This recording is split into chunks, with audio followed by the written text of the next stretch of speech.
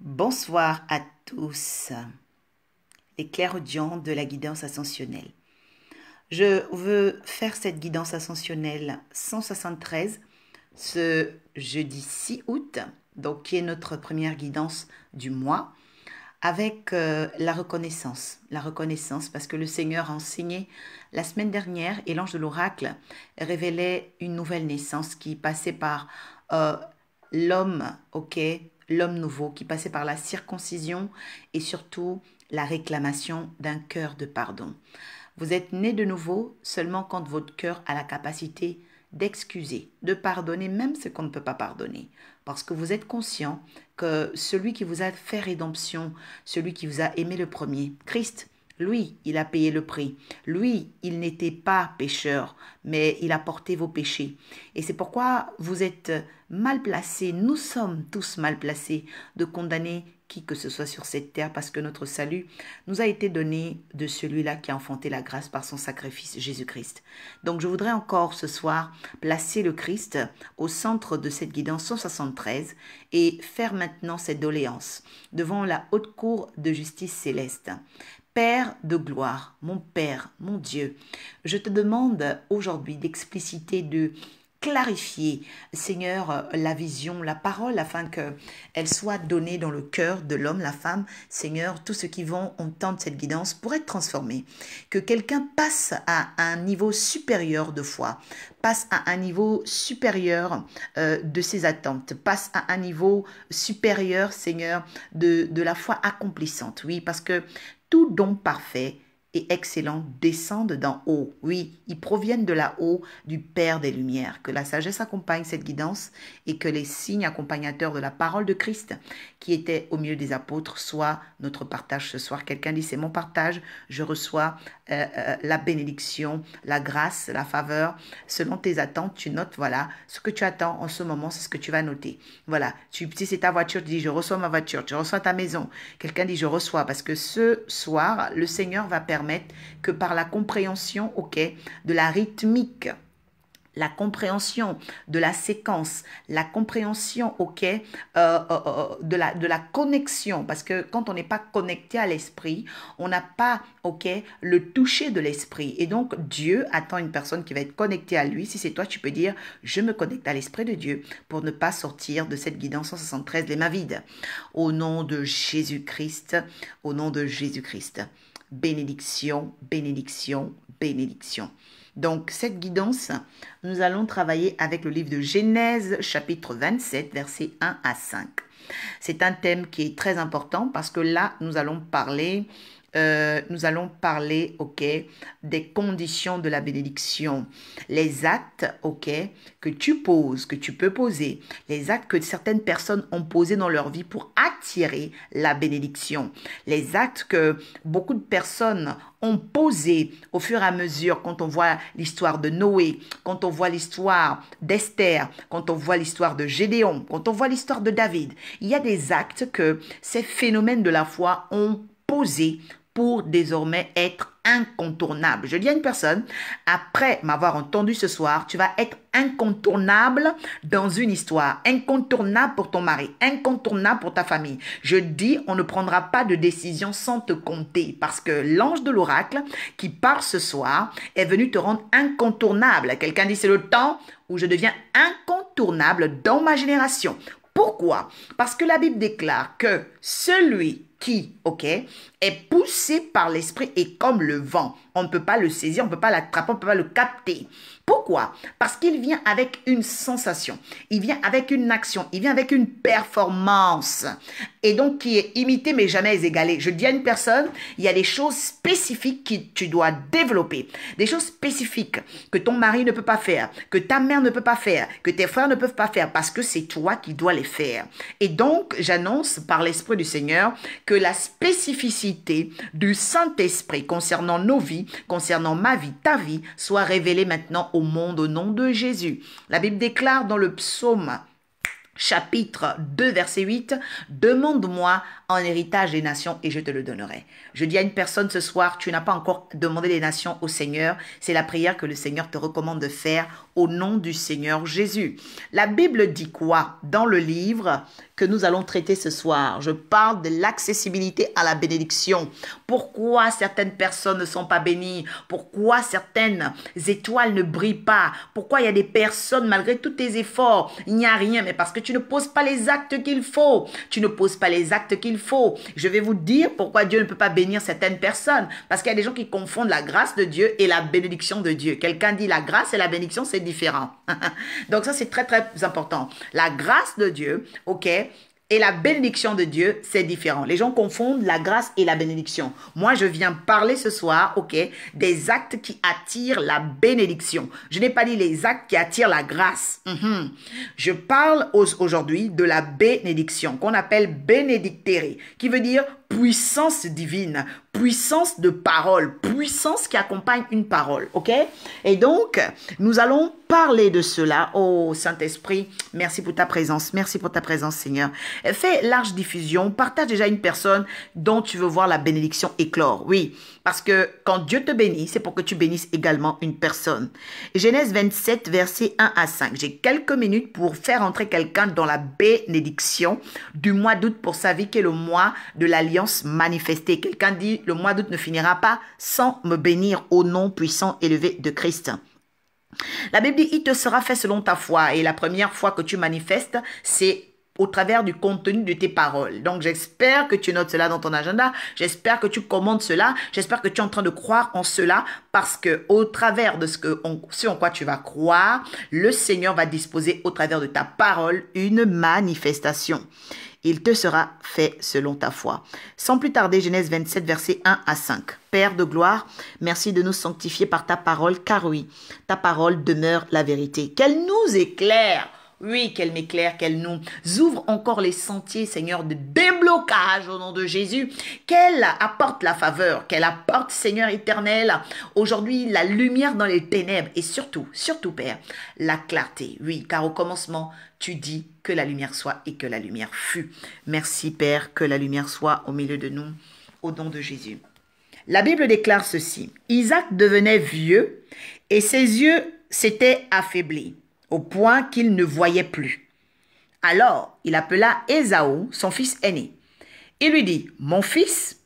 Il répondit, « Me voici. » Isaac dit, « Voici donc, je suis vieux, je ne connais pas le jour de ma mort. Maintenant, donc, je te prie, prends tes armes, ton carquois, ton arc, va dans les champs et chasse-moi du gibier. Fais-moi un mets comme j'aime. Fais-moi un mets comme j'aime. » Quelqu'un dit, je dois apprendre à faire des mets que celui qui doit me bénir aime. Quelqu'un souligne cela, c'est très important. Et apporte-le-moi à manger, afin que mon âme te bénisse avant que je ne meure. Rebecca écouta ce qu'Isaac disait à Ésaü, son fils. Et Ésaü s'en alla dans les champs pour chasser du gibier et pour l'apporter. Quelqu'un dit bénédiction. Alors, il y a 5 versets et je vais commencer par le premier. La parole déclare que Isaac est vieux et que cette vieillesse-là était accompagnée de troubles.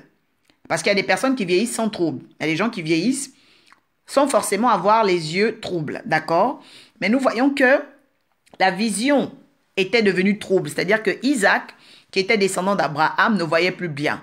Je dis à une personne, il peut arriver dans le temps de ta prophétie, dans ton magistère, dans le temps de ton appel, où tes yeux sont troubles, tu ne vois plus, tu n'as plus de sens, tu ne vois plus, tu as même un désespoir. Tu te dis, mais qu'est-ce qui va se passer?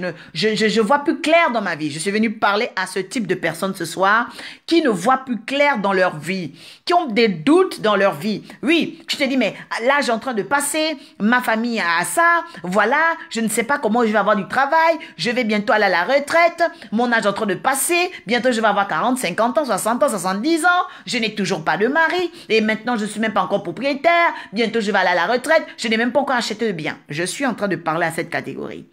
La Bible dit quoi? La Bible dit que dans la vieillesse, ses yeux qui étaient pourtant troubles avaient la capacité d'apporter quelque chose. Je viens déjà dire à une personne, dans les temps sombres, dans les temps difficiles, il faut apprendre à te replier sur tes capacités.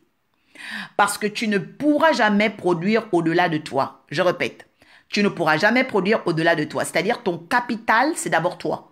Ton premier capital, c'est d'abord toi. C'est-à-dire quoi? Ta première entreprise, ton premier capital, la première chose que Dieu a envoyée sur la terre, la première personne à qui, ok, Dieu est capable de faire du bien, c'est toi. Quelqu'un dit c'est moi.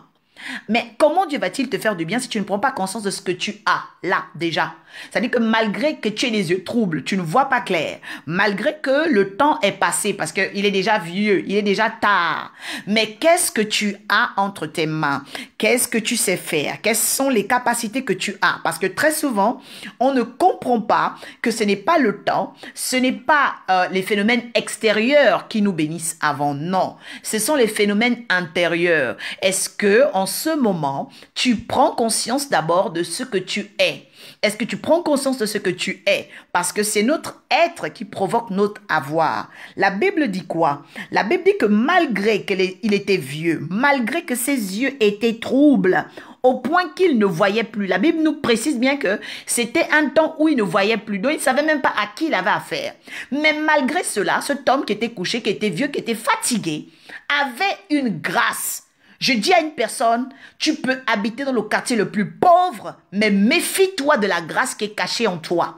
Tu peux habiter au milieu des sorciers les plus dangereux, mais méfie-toi de la grâce qui est en toi. Il y a quelque chose en toi, malgré ta vieillesse, malgré les ténèbres autour de toi, malgré ta paralysie, malgré tes problèmes, malgré tes difficultés, qui va sortir. Et quand tu prends conscience de ce qui est en toi, ce que Dieu a mis en toi, alors tu peux commencer à atteindre les autres. Tu peux commencer à toucher, manifester, ok, ce que Dieu a mis en toi dans la vie des autres. La Bible dit quoi? La Bible dit que alors il appela Ésaü son fils. Alors il appela Ésaü son fils.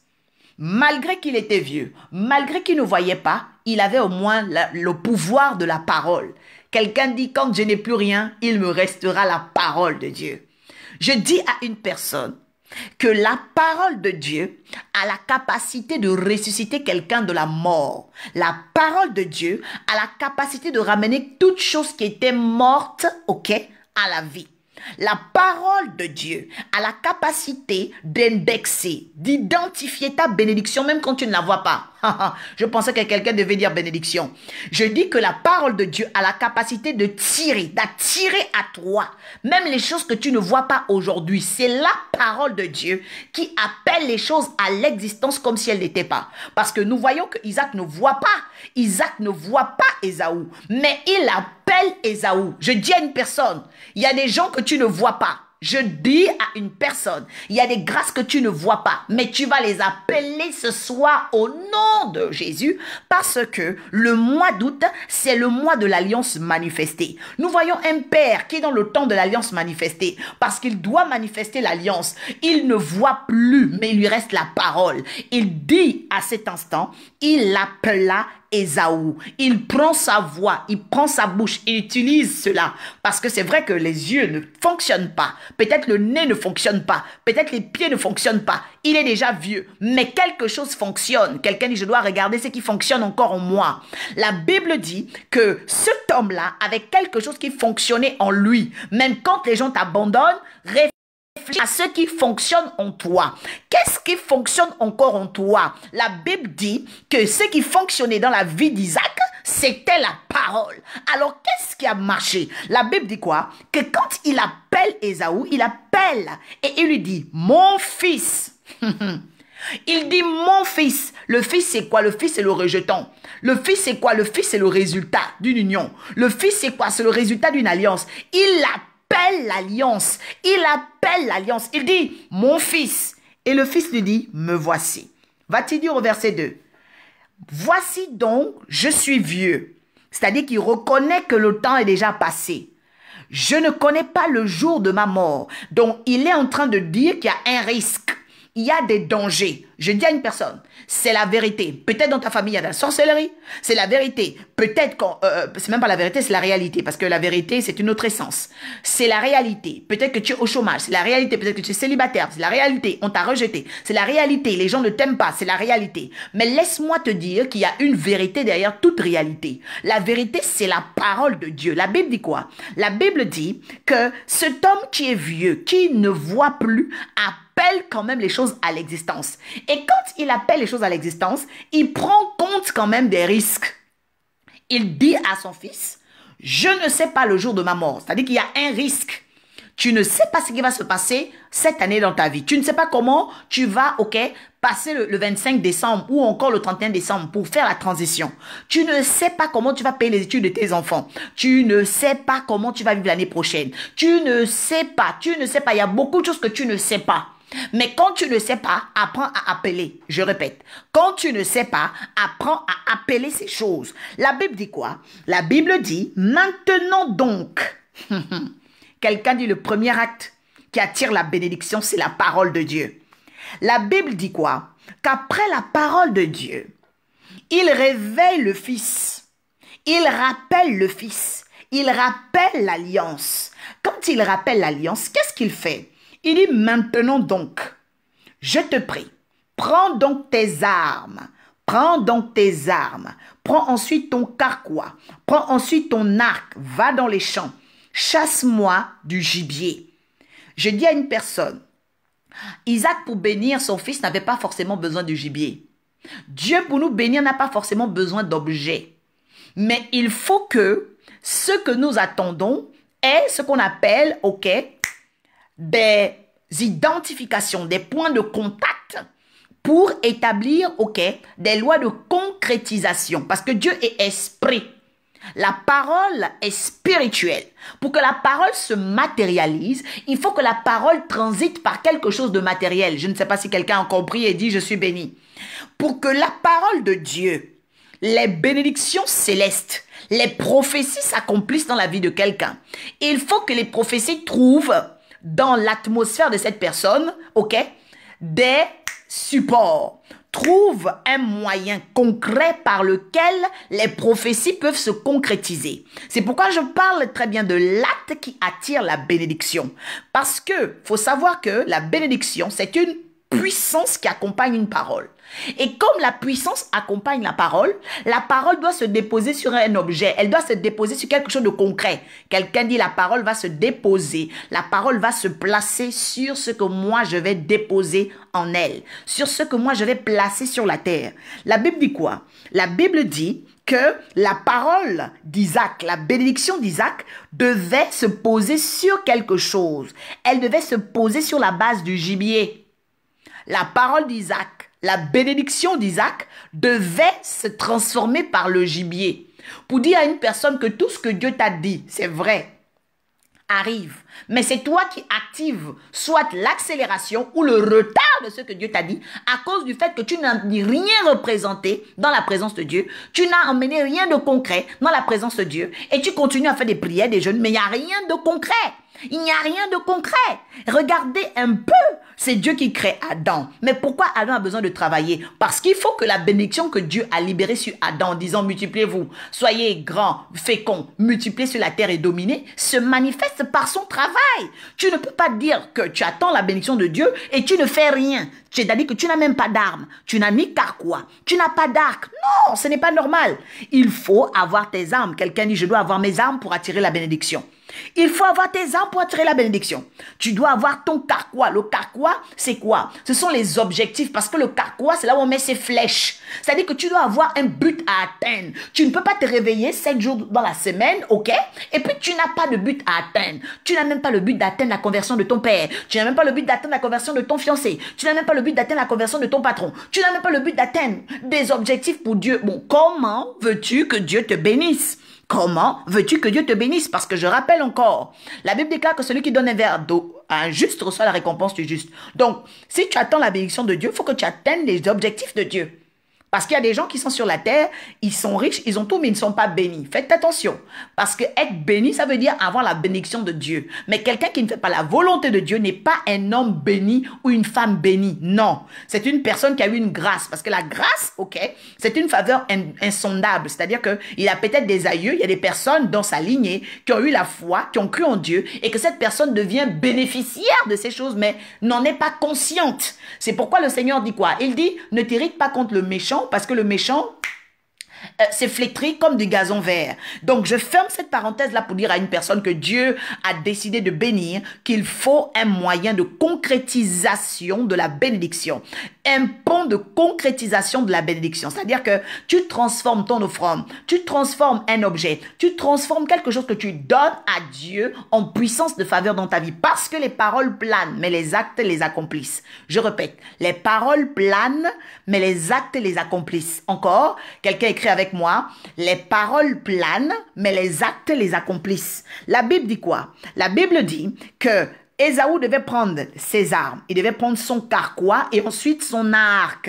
Et ensuite son arc. L'arc, ok, c'est quoi? L'arc, c'est ce qui donne le triomphe. L'arc, on ne joue pas avec parce que faut savoir que l'arc, il est aussi comme un bouclier. C'est-à-dire que c'est une manière de toujours avoir de quoi te défendre. L'arc qui va te défendre. Nous avons l'arc, c'est Christ dans notre vie. Nous avons un arc, c'est l'alliance avec Christ, le sang de Christ. Parce que au travers de la rédemption de Christ, nous savons qu'après cette vie, nous irons, ok, vers le Christ. Nous n'irons pas en enfer. C'est aussi pour dire à une personne qui n'a pas encore accepté Jésus, faites très attention parce que tu as des diplômes, faites très attention parce que tu vois des femmes, faites très attention parce que tu vois les grands de ce monde, faites très attention parce que tu marches dans les grandes voitures, faites très attention parce que tu fais des grands voyages. Si tu meurs dans ces voitures, tu meurs dans ces avions, tu iras en enfer. Tu iras en enfer. Et donc, il faut bien comprendre ce soir que celui qui n'a pas Christ dans sa vie, qui ne comprend pas son identité en Christ, qui ne comprend pas ce que Christ veut faire avec lui, va aussi aller en enfer. Voilà, c'est très important parce que vous devez être conscient de votre salut. Quelqu'un dit, je dois prendre conscience de mon salut en Jésus-Christ, au nom de Jésus. La Bible dit quoi? La Bible dit qu'à cet instant maintenant, il devait aller dans les champs. Les champs, c'est les courses.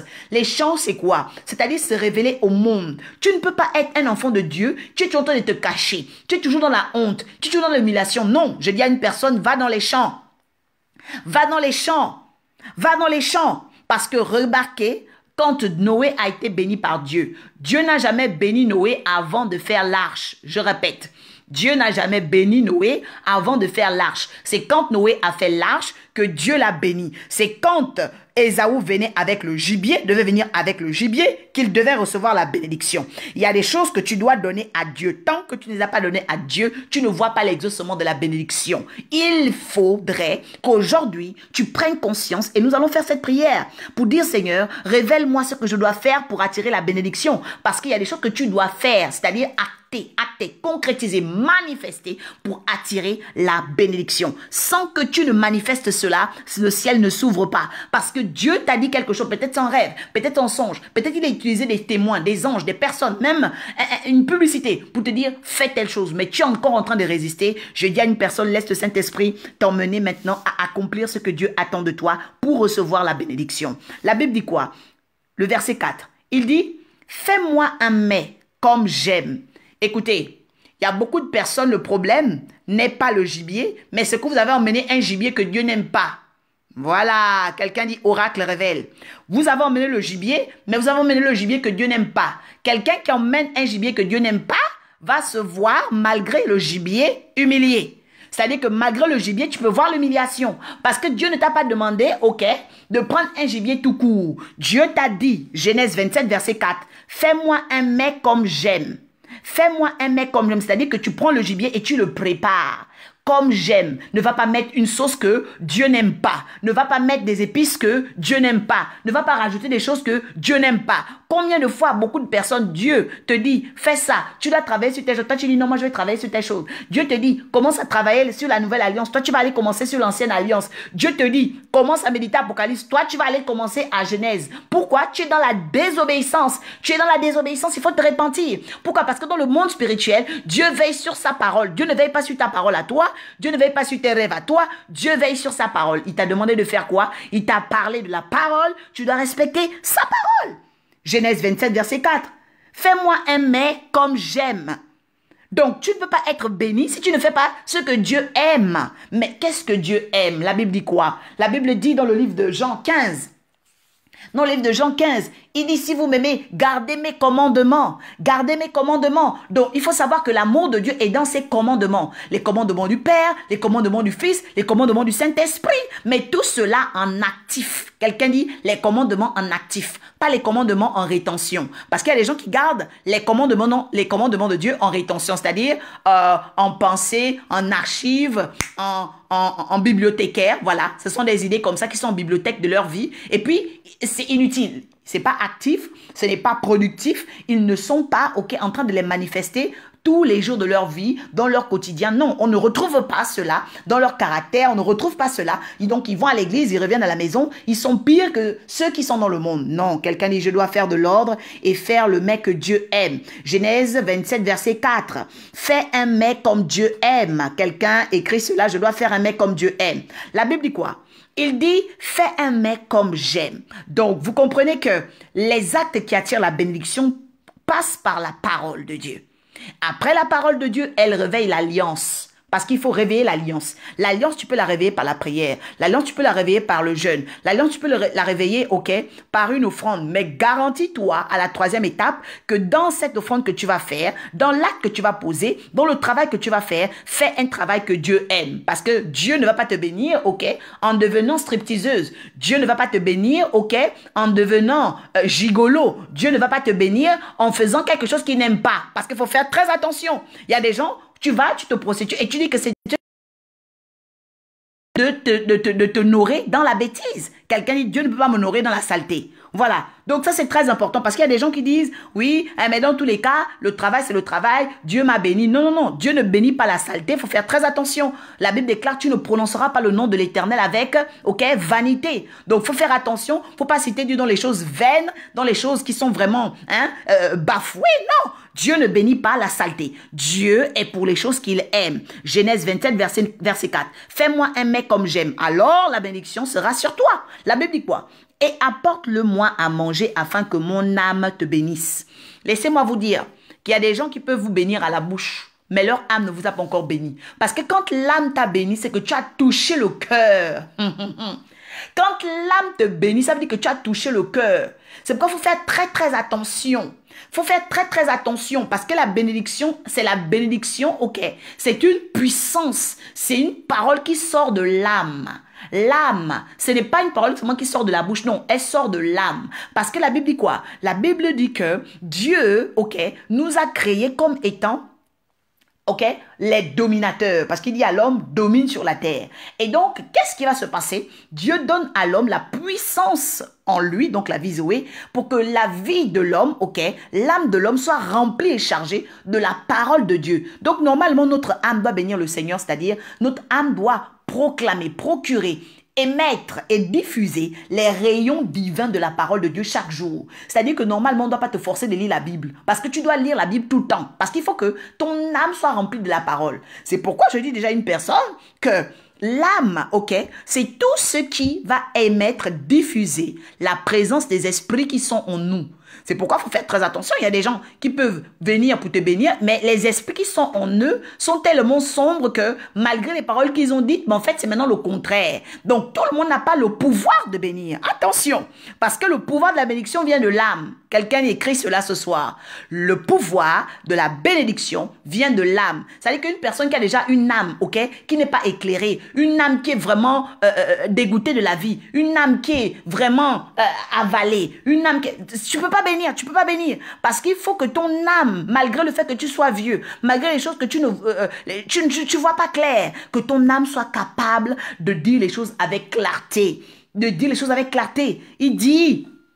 À partir de là, et ce n'est même pas la première fois qu'on voit ce type de bénédiction dans la Bible, remarquez, Abraham a fait un mets. C'est pour dire aussi à une personne qu'il faut faire très très attention. Quand vous faites des mets, ne faites pas des mets n'importe comment. Ne préparez pas n'importe comment. On prépare quand son âme est bien. Parce que c'est quand les anges ont mangé le mets d'Abraham qu'ils ont béni Sarah. Et après, l'année qui a suivi, elle a eu Isaac. pour dire à une personne que le mets que tu présenteras à l'Éternel, les offrandes que tu vas présenter à l'Éternel, à compter du 6 août, vont donner la joie à l'Éternel. Et tu verras que la main de l'Éternel va s'appesantir. La main de l'Éternel va venir, la main de l'Éternel va agir. Pourquoi? Parce que c'est un temps où l'alliance est manifestée. Quelqu'un dit, c'est un temps où l'alliance est manifestée. La Bible dit quoi? Fais-moi un mets comme j'aime et apporte-le-moi à manger, afin que mon âme te bénisse avant que je ne meure. Donc, il faut savoir que les bénédictions sont rattachées au vivant. Ça, c'est très important. Les bénédictions sont rattachées aux vivants. Il y a des gens qui aiment venir pour bénir les morts. Dieu n'est pas le Dieu des morts. Il est le Dieu des vivants. Faites attention. On bénit quelqu'un pendant qu'il est vivant. C'est pourquoi c'est pendant que tu es vivante. Pendant que tu es vivant, tu dois apprendre à faire tout ce qui est bon, tout ce que Dieu aime pour que Dieu te bénisse. Attirer la bénédiction vers toi pour que désormais cette bénédiction-là devienne transmissible. Parce que ce qui est intéressant, peut-être que tu ne peux pas bénir les morts, mais tu peux transmettre la bénédiction aux vivants. Quelqu'un dit, ce sera mon rôle au nom de Jésus. Tu ne peux pas bénir les morts, mais tu peux transmettre la bénédiction aux vivants. Parce que si toi, on te bénit, si toi, tu sais travailler à attirer la bénédiction dans ta famille, je te dis que ton nom deviendra grand. Parce que la bénédiction apporte toujours un nom nouveau à quelqu'un. Quelqu'un dit, je suis béni parce que mon nom va changer. La Bible dit quoi? La Bible dit qu'à cet instant, écoutez ce que la bénédiction fait. Hein. C'est pourquoi faites attention à la bénédiction. La Bible dit que Rebecca écouta. Pour dire encore à une personne, quand tu es béni, les gens t'écoutent. Quand tu es béni, les gens t'écoutent. Le signe que tu as un problème avec la bénédiction, c'est que les gens ne t'écoutent pas. Les gens ne t'écoutent parce que quand tu es béni, les gens t'écoutent. Rebecca écouta. Voilà. Pourtant, Rebecca n'était pas là. Mais elle a écouté. Pourquoi? Parce que quand tu es béni, les gens t'écoutent. La bénédiction fait qu'on t'écoute. Donc maintenant, qu'est-ce qui se passe? La Bible dit, elle écouta ce qu'Isaac disait à Ésaü, son fils. Et Ésaü s'en alla dans les champs pour chasser du gibier et pour le rapporter. Pourquoi Rebecca écoutait? Elle écoutait parce que non seulement elle voulait savoir l'entretien de son mari et de son fils, mais aussi parce qu'elle était, la première garante de l'oracle. Quand l'oracle est sorti dans le livre de Genèse 25, Genèse 25, verset 25, la Bible dit que Rebecca consulta l'Éternel. Et quand elle consulta l'Éternel, on lui dit que le petit va dominer le grand et que le grand sera assujetti au petit. Donc Rebecca qui sait la prophétie, qui sait la volonté de Dieu, va écouter Isaac, mais voir qu'Isaac, quelque part, ne savait pas la prophétie et risquait de bénir celui qui ne veut pas être béni. Comme pour dire aussi à une personne ce soir, faites très attention, dans le cadre de la bénédiction, à toujours consulter Dieu. Parce qu'on ne bénit pas parce qu'on veut, on bénit selon ce que Dieu a déclaré. Et c'est ça, parce que Rebecca écoutait, parce qu'elle avait écouté auparavant Dieu. C'est-à-dire qu'après Isaac, avant Isaac, elle avait écouté l'oracle de Dieu lui dire, par l'ange, que le petit va dominer le grand. Donc Rebecca, qui voit qu'Isaac est en train de vouloir donner la bénédiction au grand frère, pendant qu'il devait le donner au petit frère, va faire quelque chose. Mais nous traiterons de cela la semaine prochaine. Aujourd'hui, nous parlons d'abord, des prérequis de la bénédiction. Les actes qui attirent la bénédiction, parce que c'est le même procédé, par lequel Rebecca va demander à son fils Jacob d'agir. Il fallait qu'il aille avec ses armes, son carquois, son arc, lui aussi pour chercher le gibier. Pour dire aussi à une personne que la bénédiction est souvent imitée. Quelqu'un dit c'est normal. La bénédiction est toujours imitée parce que quand tu es béni, il faut maintenant que tu deviennes un modèle.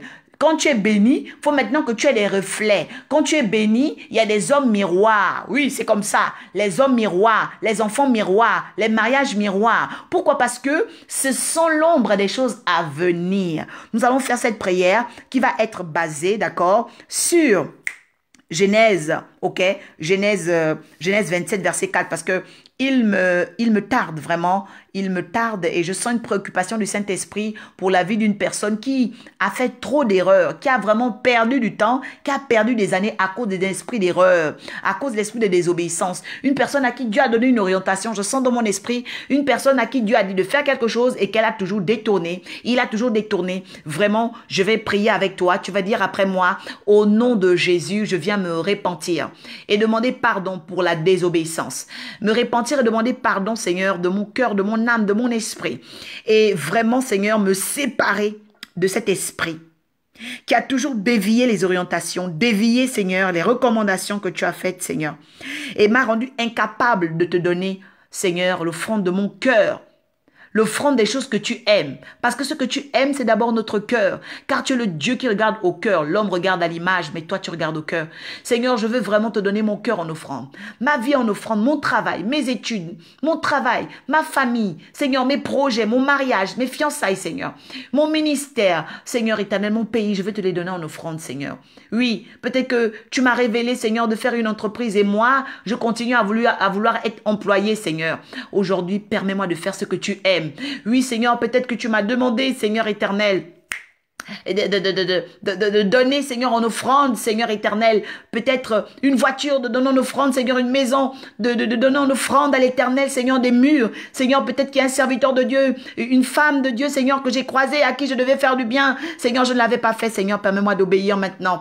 Oh Seigneur, tu m'avais dit, Seigneur éternel, d'écrire, Seigneur, un livre, et je n'avais pas obéi. Seigneur, tu m'avais dit, Seigneur éternel, de faire, Seigneur, une formation, de refaire des études, Seigneur, dans le droit de refaire des études, Seigneur, en mécanique, et je n'avais pas écouté. Seigneur, pardonne-moi, Seigneur, aujourd'hui, maintenant, je veux obéir à ce que tu m'as dit, Seigneur, clairement, ce que tu m'as confirmé clairement, Seigneur. Seigneur, je veux être productif, Seigneur, dans ma génération, et je refuse, Seigneur éternel, de terminer ma vie, Seigneur, dans, Seigneur éternel, l'anonymat, dans, Seigneur, la baisse, Seigneur éternel, dans Seigneur, une vie amorphe, Seigneur, je refuse, Seigneur, de terminer ma vie dans l'échec. Au nom de Jésus, je déclare que ces esprits improductifs, Seigneur, oh Seigneur, de manque, Seigneur éternel, se disparaissent de ma vie. Je déclare que je devienne performant, Seigneur, dans tout ce dont quoi j'étais, Seigneur éternel, en lacune, là où j'étais, Seigneur, absent. Maintenant, Seigneur, que je devienne présente dans la performance.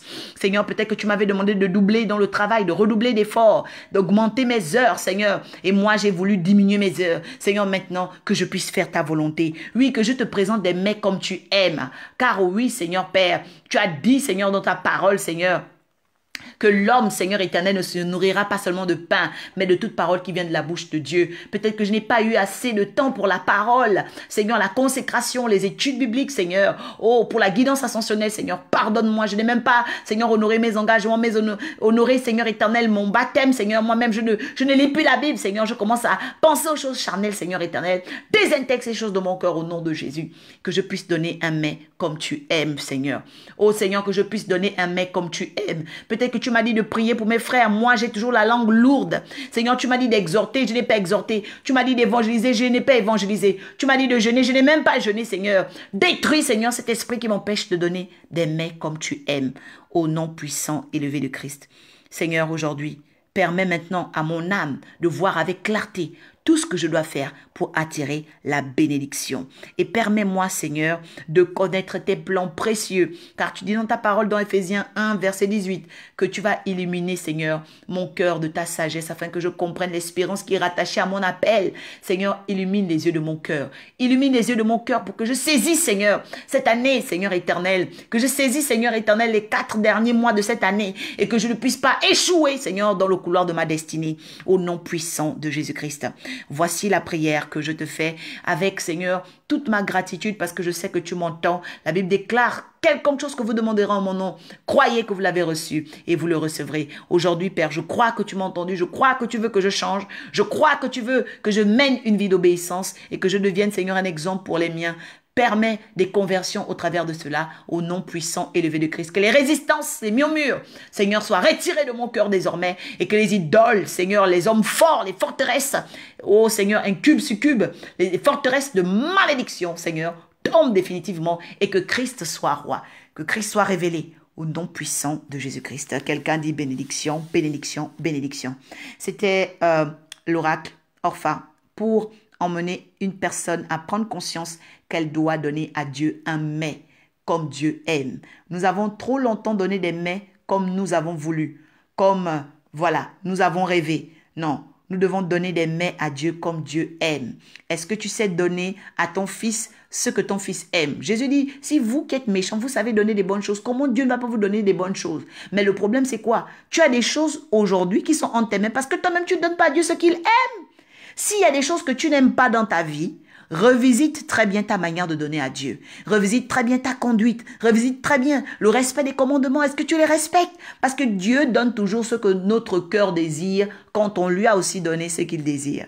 Fais de l'Éternel tes délices, il te donnera ce que ton cœur désire. Si tu n'es pas content de ton travail, toi-même regarde, tu as travaillé comment pour Dieu? Est-ce que tu as bien travaillé pour Dieu? Tu n'es pas content des résultats de tes enfants. Commence à te dire, Seigneur, est-ce que j'ai vraiment fait les choses comme tu aimes? Genèse 27, verset 4. Je te laisse dans la méditation, je te laisse dans un temps parce que c'est là que le Saint-Esprit va t'illuminer. Après les guidances, prenez toujours un temps. Pas longtemps, 5 minutes. Fermez les yeux. Et puis, ok, reméditez la parole, reméditez la parole. Vous allez voir que Dieu va vous donner des réponses. Il va illuminer votre cœur et vous allez venir témoigner en inbox. Vous allez témoigner parce que Dieu est d'abord un Dieu bon. Dieu veut qu'on prenne conscience que maintenant, il est temps de changer pour lui donner des mets comme il aime. Donnons ce que Dieu aime, donnons ce que Dieu attend et il honorera notre foi. Je vous souhaite une excellente soirée. Merci de vous abonner tous sur Prophétesse Oracle Orpha sur YouTube. Nous sommes en préparation de grands événements et je vous donnerai l'agenda des choses suivantes, des choses à venir.